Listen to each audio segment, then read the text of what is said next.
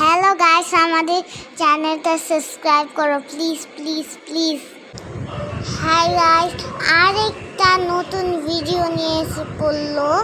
এখন একটু চিনি দিয়ে পানি দিয়ে দিল। এইটা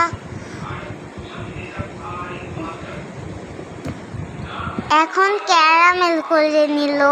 তারপরে এই ক্যারামেল বাটিতে দিল। তারপরে সুজি দিয়ে ওই বাটিতে সেট করে নিল। তারপরে ঢাকনা লাগিয়ে দিবে। সেট করার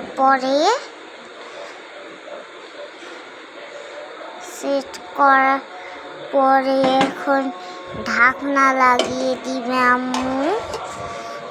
এখন এটা কয়েক সময়ের জন্য রাইস কুকারে সিডটা বন্ধ করে দিল ওখানে। এখন ফাইনাল রেজাল্টের পালা।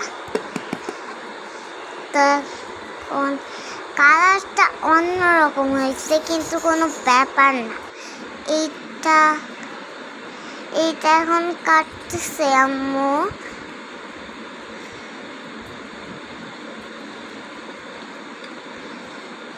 এটা অনেক নরম ছিল, অনেক সফট।